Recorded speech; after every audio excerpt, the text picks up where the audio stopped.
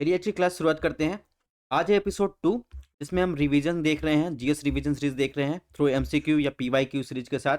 इसमें हम 2018-2023 तक जितने भी एमसीक्यू आए हैं उसको देखेंगे, साथ साथ उससे संबंधित जितने भी टॉपिक हो सकते हैं जो आपके एग्जाम के लिए इंपॉर्टेंट है, जो आपके पीटी 2024 के लिए इंपॉर्टेंट है, जिसका एग्जाम डेट है 17 मार्च।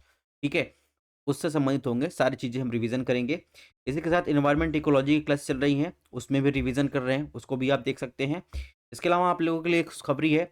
अगर आपको यूपी पीसीएस प्रीलिम्स के विषय अनुसार सब्जेक्ट वाइज ज्योग्राफी के, जिसमें भारत का भूगोल, विश्व का भूगोल और यहाँ तक उत्तर प्रदेश का भूगोल, अगर आपको पीडीएफ चाहिए, ठीक है, पीडीएफ आपको तो टेलीग्राम चैनल पे मिलेगा ही, लेकिन आपको प्रिंटेड नोट्स भी दिए जाएंगे, वो भी फ्री ऑफ कॉस्ट।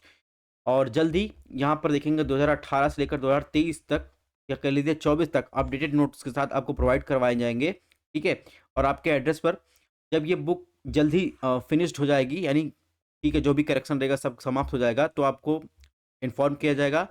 और जो पहले 100 विद्यार्थी रहेंगे उनको फ्री ऑफ कॉस्ट उनके एड्रेस पर डिलीवर्ड किया जाएगा। ठीक है, इसमें आप देखेंगे ज्योग्राफी के साथ साथ देखेंगे इन्वायरमेंट इकोलॉजी की बुक रहेगी, और इसके अलावा देखेंगे इन्वायरमेंट इकोलॉजी के साथ आप देखेंगे तो इकोनॉमी की रहेगी, पॉलिटी की रहेगी, साइंस एंड टेक्नोलॉजी की रहेगी।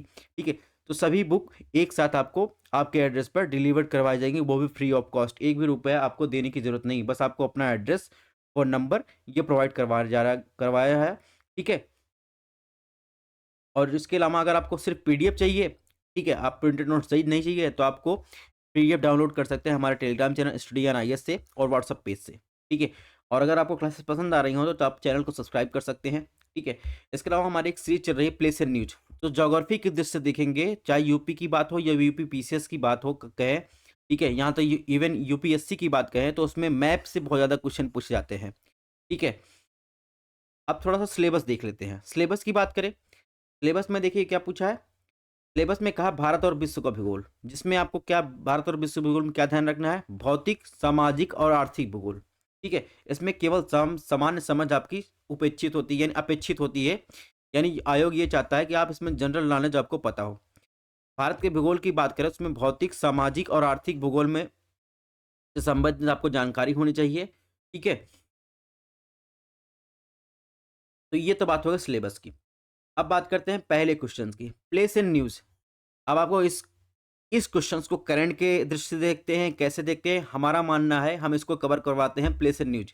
प्लेस एंड न्यूज जो भी लोकेशन संबंधित क्वेश्चन आते हैं उसको हम रखते हैं ज्योग्राफी में। ठीक है, जैसे ये क्वेश्चन पूछा गया 2018 का, जैसे पूछा गया निम्नलिखित में कौन सा राज्य मई जून 2018 में निपाह वायरस रोग से प्रकोप से समाचार में था। तो ये स्थान की बात कर दिया, ठीक है, राज्य की बात कर दिया, तो ये हमारे लिए क्या होगा, प्लेस एंड न्यूज, यानी ज्योग्राफी की बात हो गई। तो इसमें जो था केरला जो था वो न्यूज में था। ठीक है, केरला का जो वो क्षेत्र था इसमें देखेंगे जून 2019 में भी न्यूज में था, इसके अलावा 18 में भी था, सितंबर 2021 में, सितंबर 2023 में कोझिकोड का जिला ये निपाह वायरस के संक्रमण केस से न्यूज में था। ठीक है, बात करें निपाह वायरस की, निपाह वायरस क्या है, एक जूनोटिक डिजीज है, यानी जानवरों से इंसानों में फैलता है। ठीक है, और यह एक राइबोन्यूक्लिक एसिड वायरस है जो हेड्रा वायरस से निकटता संबंधित है। हेड्रा वायरस क्या होता है, एक दुर्लभ उभरता हुआ जूनोटिक डिजीज है जो संक्रमित घोड़ों और मनुष्यों दोनों में गंभीर रूप से अक्सर जो है घातक बीमारी का कारण बनता है। पहली बार जो देखेंगे निपाह वायरस 1998 और 1999 में मलेशिया में, सिंगापुर में पाया गया था, और वहीं पर मलेशिया में एक गांव है सुगोई निपाह, उसी के नाम पर यह रखा गया था। ठीक है, वैसे माना जाता है कि फ्रूट बैट जो है या फ्लाइंग पॉक्स जो है, इसके माध्यम से जो है ये निपाह वायरस फैलता है। क्वेश्चन नंबर 2 की बात करें, देखिए ये भी प्लेस एंड न्यूज था। 2018 में क्वेश्चन पूछा गया कि जून 2018 में प्रकाश जावड़ेकर द्वारा किस शहर में भारतीय राष्ट्रीय डिजिटल लाइब्रेरी को राष्ट्र को समर्पित की गई, बेंगलुरु, हैदराबाद, दिल्ली, चेन्नई। तो उस टाइम क्या था, हमारे मंत्री थे प्रकाश जावड़ेकर, उन्होंने जो है डिजिटल लाइब्रेरी जो है, नेशनल डिजिटल लाइब्रेरी जो है इनॉग्रेट की थी दिल्ली में। तो ये भी इसीलिए न्यूज में था, तो इसको हमने रखा है ज्योग्राफी में। ठीक है, तो सबका अलग अलग पढ़ने का तरीका होता है, हमारा पढ़ाने का तरीका और सोचने का तरीका ये है, जो भी प्लेसेस जितनी भी न्यूज़ में है लोकेशन संबंधित है उसका संबंध ज्योग्राफी से है। अब आप इसको करंट से संबंध के देख लीजिए, चाहे जिस संबंध देख लीजिए, अगर ऐसी क्लासेस आपको चाहिए तो आपको हमारा प्लेस एंड न्यूज़ सीरीज जरूर देखना चाहिए। ठीक है, क्वेश्चन नंबर 3 की बात करें, ये भी देखिए प्लेस एंड न्यूज़ से संबंधित है। इसमें पूछा जनवरी 2019 में 15वां प्रवासी भारतीय दिवस किस शहर में आयोजित किया गया है, वाराणसी, वडोदरा, जयपुर, पुणे। तो आप देखेंगे 14वां जो एडिशन था वो 7 से 9 जनवरी 2017 को आप देखेंगे बेंगलुरु कर्नाटका में आयोजित किया गया था। लेकिन 15वां जो था वो 2019 में आप देखेंगे तो वाराणसी में आयोजित किया गया था। ठीक है, ये बातें, ये भी प्लेस इन न्यूज से संबंधित क्वेश्चन है। ठीक है, अगर बात करें तो प्रवासी भारतीय दिवस की, तो आप देखेंगे 2003 से हर साल 9 जनवरी को जो है भारतीय दिवस यानी प्रवासी भारतीय दिवस के रूप में मनाया जाता है। क्यों मनाया जाता है? 9 जनवरी का दिन इसलिए चुना गया क्योंकि 1915 में इसी दिन महात्मा गांधी ने सबसे महान प्रवासी दक्षिण अफ्रीका से भारत लौटे थे और उन्होंने स्वतंत्रता संग्राम में कड़ा नेतृत्व किया था। ठीक है, तो इस प्रकार 9 जनवरी हमारे लिए इंपॉर्टेंट है। अभी हाल ही में देखेंगे तो 8 से 10 जनवरी 2023 को, ठीक है, 8 से 10 जनवरी 2023 को इंदौर में भारतीय प्रवासी दिवस का आयोजन किया गया था। ये 17वां भारतीय प्रवासी दिवस था। ठीक है, और इसका थीम था प्रवासी अमृतकाल के लिए भारत की प्रगति के लिए विश्वसनीय भागीदार। इसके मुख्य अतिथि थे डॉक्टर मोहम्मद इरफान अली। ठीक है, ये गुयाना के जो है देखेंगे सहकारी गणराज्य के राष्ट्रपति थे। और विशिष्ट अतिथि सूरीनाम के गणराज्य के माननीय राष्ट्रपति महामहिम चंद्रिका प्रसाद संतोखी। ठीक है, तो ये तो बात हो गई भारतीय प्रवासी राष्ट्रीय दिवस की। नेक्स्ट क्वेश्चन की बात करें, क्वेश्चन नंबर 4। ये भी देखिए प्लेस इन न्यूज से संबंधित क्वेश्चन है। इसे पूछा 10वां ब्रिक्स शिखर सम्मेलन 2018 में निम्नलिखित में किस देश में आयोजित किया गया? ठीक है, तो 2018 की बात कर रहा है। ब्रिक्स में कितने देश थे? अभी वर्तमान में तो 10 देश हो गए हैं, इसके पहले कितने देश थे? 5।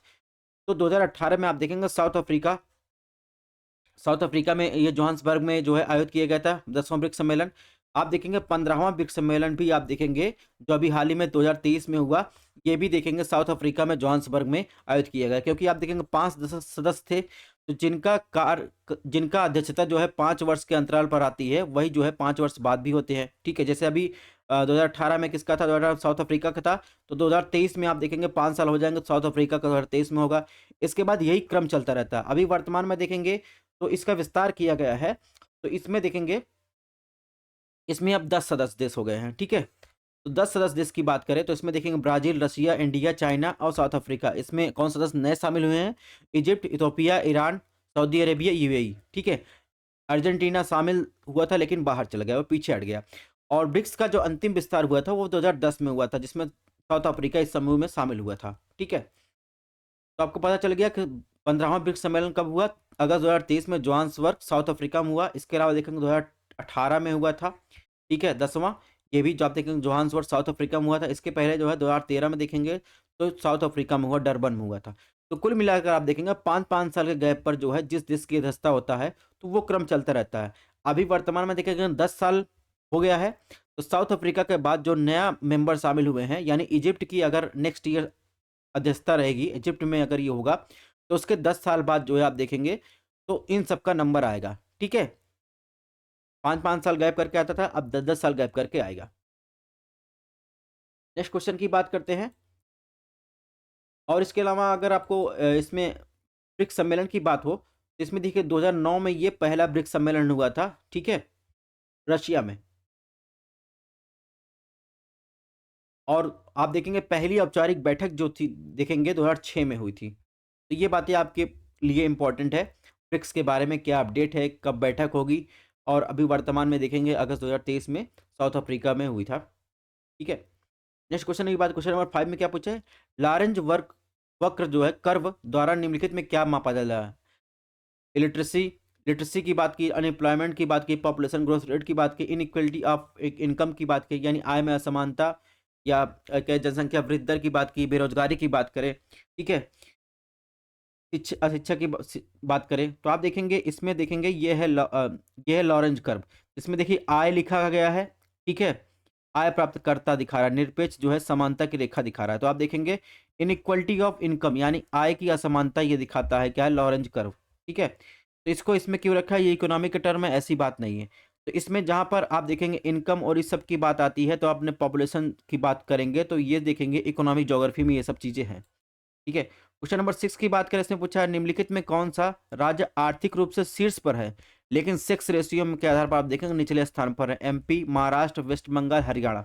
ठीक है, तो आपको बताना है कि कौन सा राज्य जो है इकोनॉमिक दृष्टि से ऊंचे है लेकिन आप देखेंगे सेक्स रेशियो की दृष्टि से आप देखेंगे तो सबसे निचले स्थान पर है। तो आप देखेंगे इसमें हरियाणा का ऑप्शन दिया था। हरियाणा का सेक्स रेशियो कितना है? हरियाणा का सेक्स रेशियो है 879।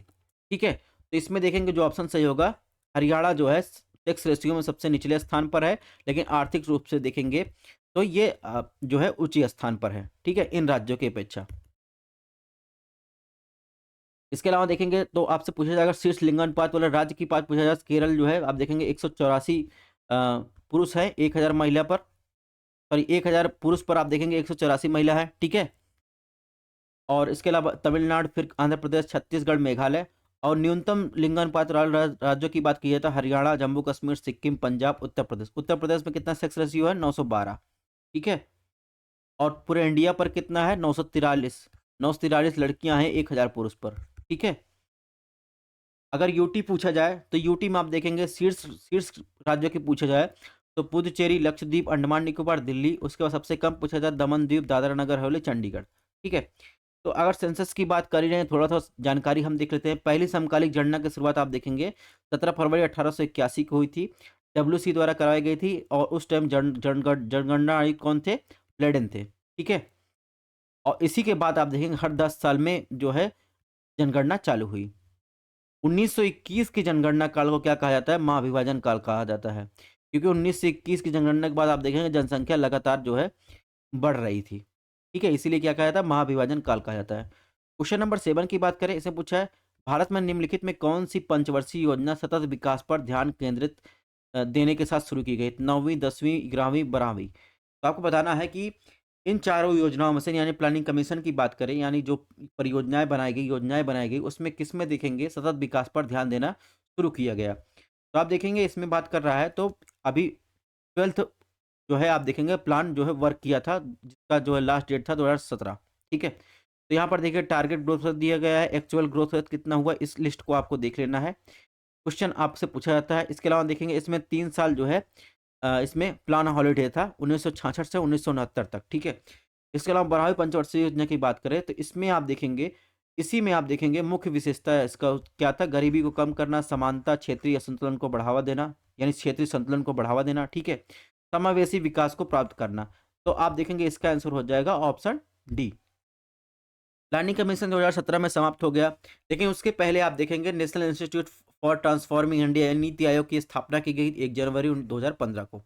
इसमें अध्यक्ष कौन होता है? अध्यक्ष प्रधानमंत्री होता है। अभी हाल ही में देखिए इसके उपाध्यक्ष की नियुक्ति हो गई, ठीक है, श्री सुमन बेरे, ठीक है। और इसके कुछ फुल टाइम सदस्य भी होते हैं और अंशकालिक सदस्य भी होते हैं। और पदेन सदस्य में आप देखेंगे मंत्रिपरिषद अधिकतम 4 सदस्य जिन्हें प्रधानमंत्री द्वारा नियुक्त किया जाता है। इसके एक मुख्य कार्यकारी अधिकारी होते हैं जो वर्तमान में कौन है? PR सुब्रमण्यम, ठीक है, इसके CEO है नीति आयोग के।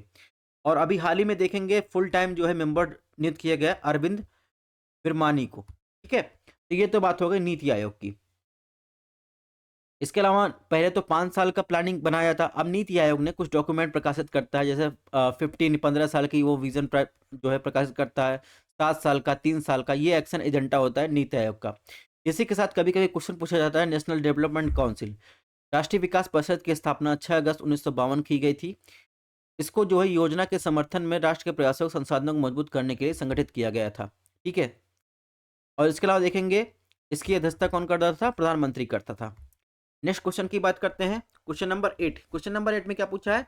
राष्ट्रीय परिवार स्वास्थ्य सर्वेक्षण जो 2015-16 में हुआ था, उसके अनुसार भारत की वर्तमान कुल प्रजनन दर क्या है? ठीक है, option 1 2.2, option B 2.4, option C 3.2, option D 3.4। तो आप देखेंगे स्वास्थ्य परिवार कल्याण मंत्रालय लगभग 3 वर्षों के अंतराल पर आप देखेंगे राष्ट्रीय परिवार स्वास्थ्य सर्वेक्षण करवाया जाता है, ठीक है। अब तक देखेंगे 5 जो है नेशनल फैमिली हेल्थ सर्वे हो चुके हैं 2019 से 21 तक। सर्वेक्षण के लिए जो तकनीकी और समन्वय मार्गदर्शन चाहिए उसके लिए उसने international institute for population sciences Mumbai को जो है नोडल एजेंसी बनाया है।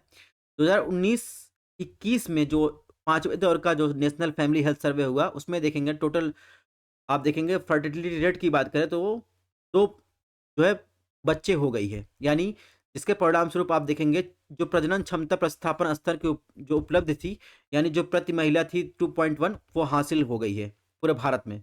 भारत में केवल 5 राज्य ऐसे हैं जो प्रजनन क्षमता प्रतिस्थापन स्तर जो है 2.1 से ऊपर है, जैसे बिहार, मेघालय, उत्तर प्रदेश, झारखंड, मणिपुर शामिल है, ठीक है।